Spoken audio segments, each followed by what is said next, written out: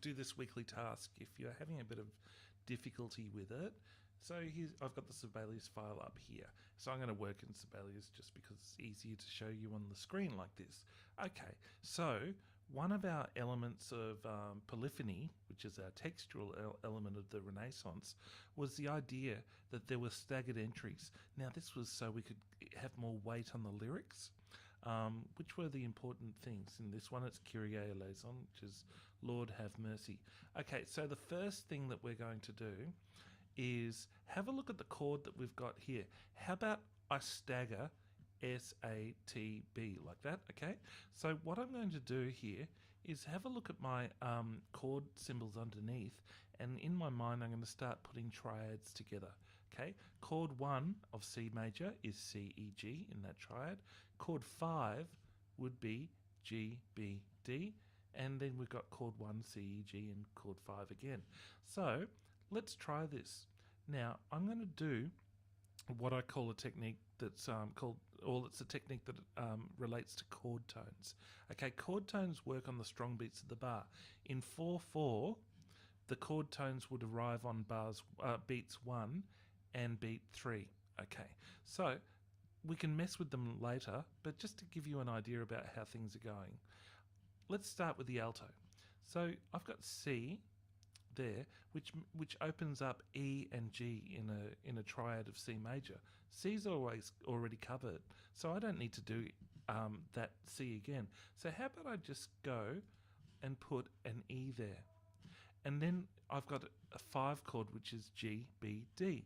D is already covered, so I can have a look at G or B. So if I go like that and put a B in there, all right, and then we're back into chord 1 again. It's C, E, G. C's already covered, so I can have a look at G or E. But how about I just go let there, and then I can just do that. All right, now if we were to bring in the tenor, then I've got a 5 chord. I've got G, B. So how about I make G, and then I can go kid.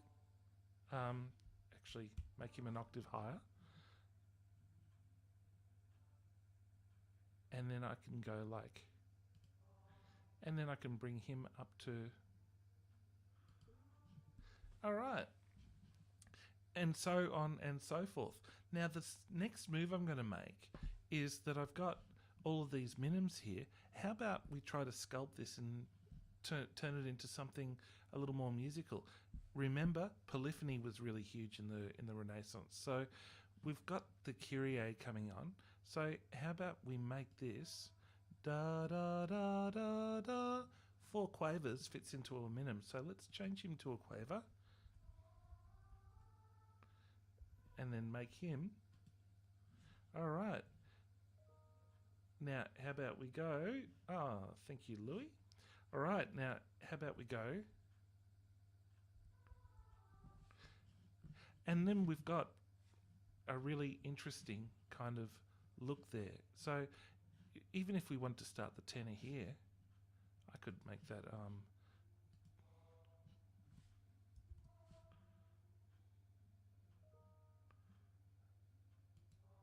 all right. So I could make those 2 quavers. All I'm doing is stepwise function. We call these passing notes, and you'd see them in theory. Now we could we've got room here for some quavers because we've got minims and crotchets going on. So let's make the tenor part.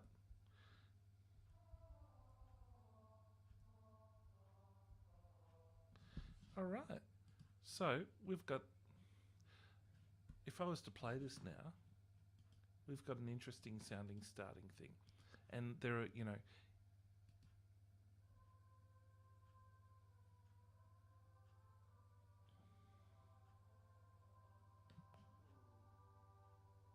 okay, so that's what I'm after for this task. Okay, so it's finding your chord tones, making sure that they're on the strong beats of the bar, then making sure that there are not too many unisons, and open chords like fifths and that kind of stuff, and then I'm looking for passing notes to exist, okay? So good luck with that, and if you have any problems, please see me, okay?